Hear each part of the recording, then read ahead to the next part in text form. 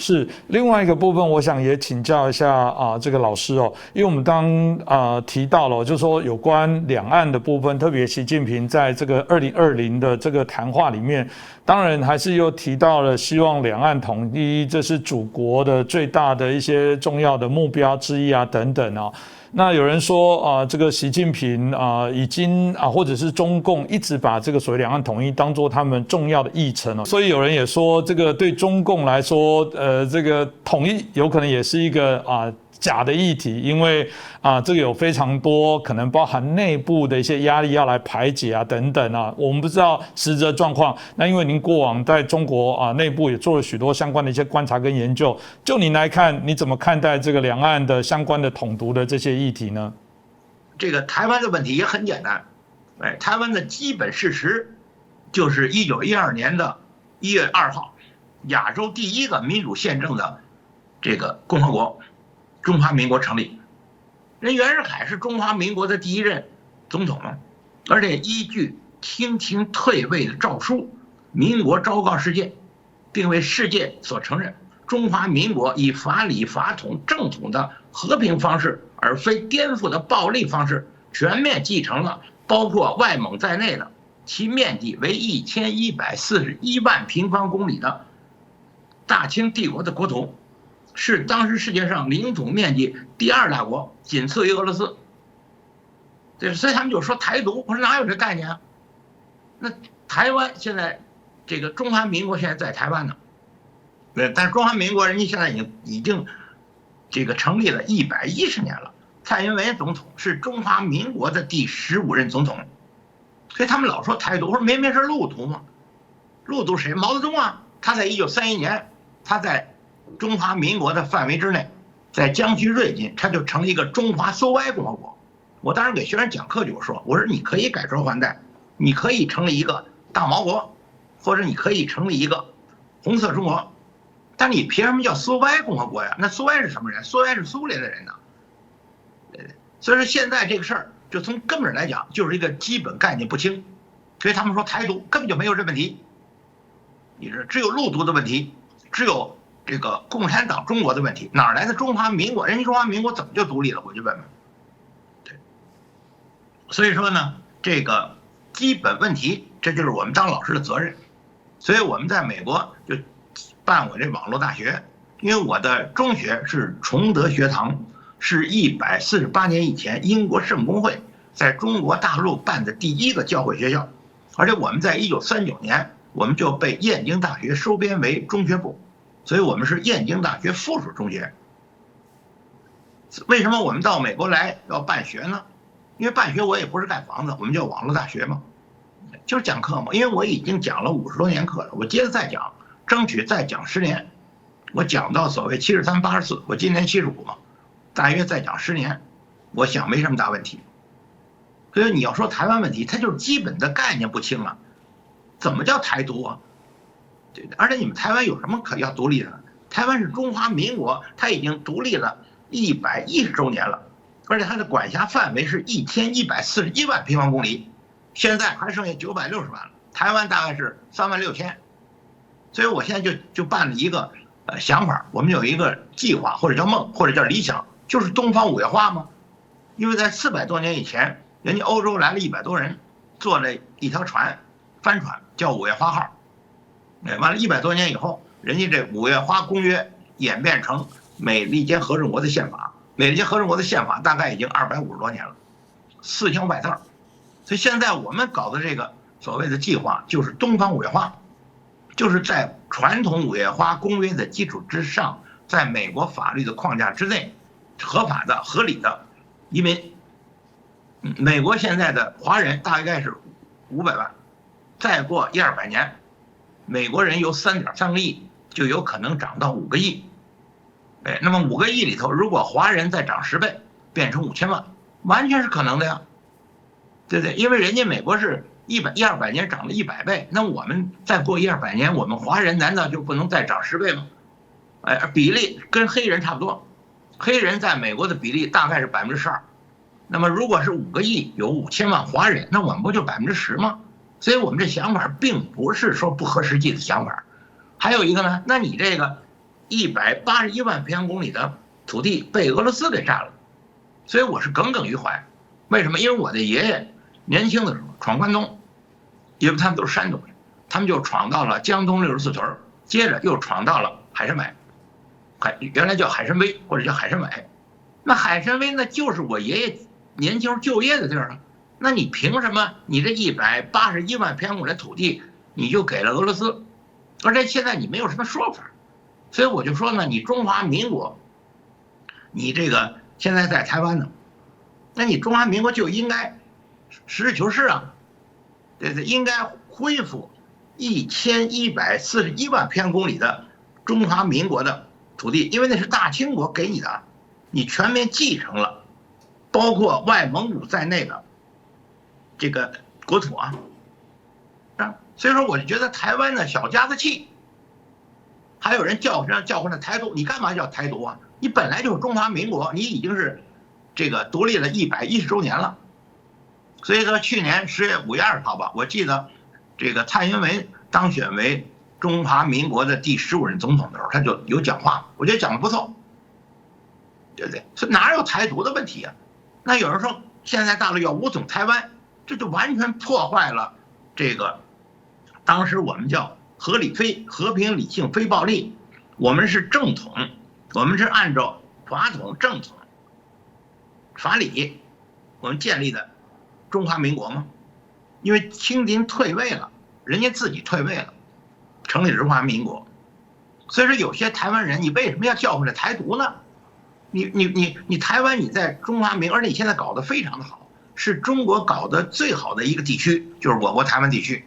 比如说这次疫情，对不对？人家台湾搞得相当不错，特别是医保，台湾是2350万人全民医保，得了病，不管是总统还是一般人，据说挂号费几十块钱，比大陆强100倍，对不对？所以大陆还要去武统台湾去，像话吗？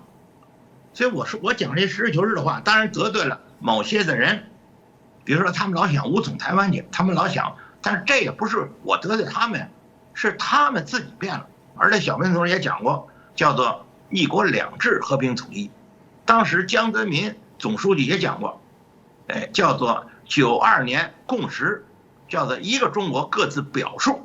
我们表成一个中国就是共产党的中国，台湾表成一个中国，当然就是中华民国了。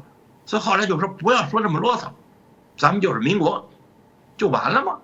你也不要说中华民国，我们也不要说中华人民共和国，其实完全是一个意思，就是民国。所以我觉得台湾你就应该实事求是，跟我们人民大学的校训一样，实事求是嘛。那你们台湾就是1912年1月2号成立的，而且一再说是亚洲最早的一个民主宪政共和国。对，所以我就说嘛，我说你要说到台湾问题，给台湾人实事求是，这事就解决了。你自己变，你比如说人家，比如香港50年不变，他24年就变了，他变了，我并没有变。我们当然是香港港人治港，高度自治，50年不变。所以我觉得台湾应该跟我们人民大学的校训一样，就是实事求是，实事求是这些问题迎刃而解，包括俄罗斯占这些地儿，包括海参崴等，对吧？一共是181万平方公里的国土，当然我们得和平，我们也不主张去打去。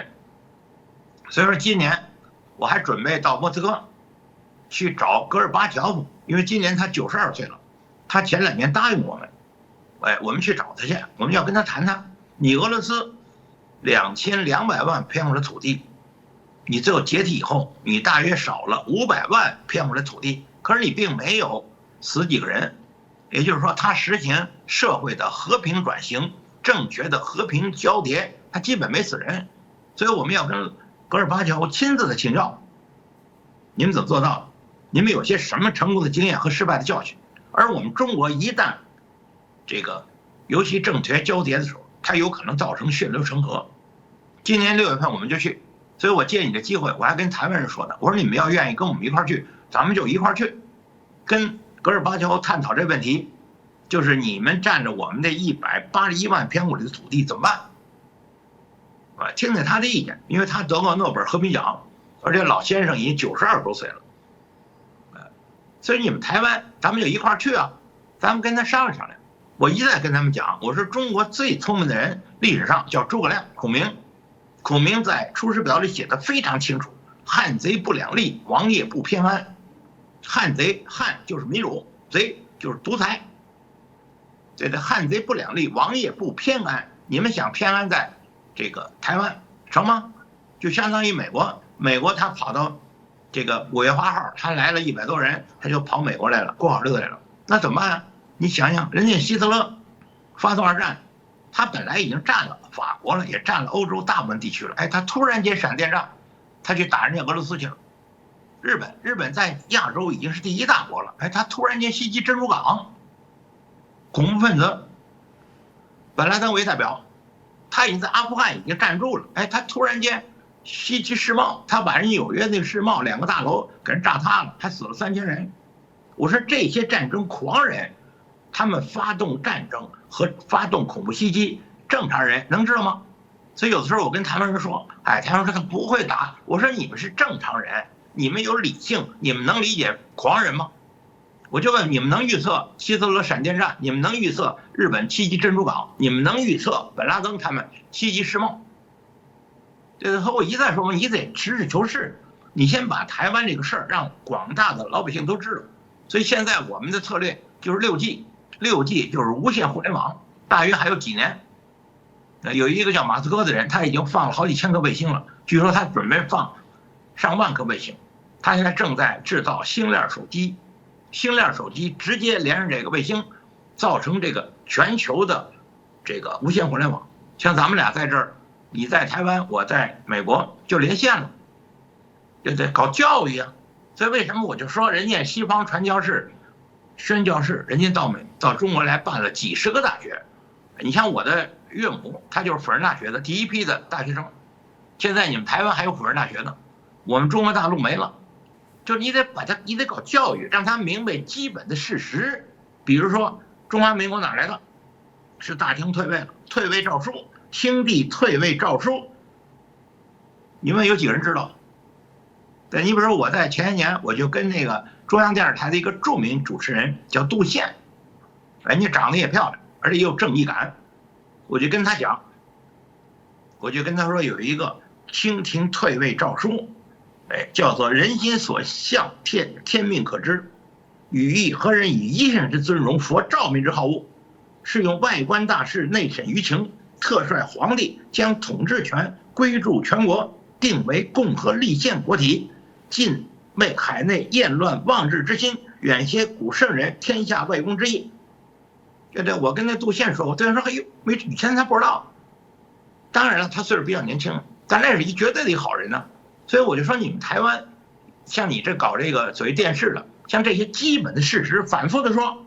所以我为什么对习近平同意有意见了？因为他在几个月以前，他跟俄罗斯总统普京说咱们中俄两国边界已经没有问题了。怎么没有问题啊？对对，一个台湾36000平方公里，一个钓鱼岛还不到1个平方公里呢，他是叫横。谁要能够分裂我们国家，我们就跟他干。那我就问你了，那俄罗斯分了你181万平方土地，你怎么连个屁都不放了？我非常生气这事儿。尤其你这个政经最前线嘛，你们说呀，你们说了，老百姓知道了。所以说，言论自由还得传播呢。现在有互联网，我们就可以传播。而且这种事儿，就他反复的说，因为很多人还是不知道。你比如说从这个120年以前的义和团，完了到文化大革命的红卫兵，到现在的小粉红，发展到塔利班，发展到阿富汗叫塔利班，这都是一个系统的事儿。首先，它就是信息不对称，他先让你不知道；第二，你说了他不给你传播。而且现在我们有互联网，我们有智能手机，它挡不住啊。所以我一再说，我们6G 加上智能手机，再加上你们做这些节目，我做的一个自媒体叫文明客厅，你们这叫正经最前线。像这些自媒体就得联合起来，我们管它叫自联，自由人联合体、自媒体联合体、自由大学联合体，简单说叫自联。干嘛？搞教育啊！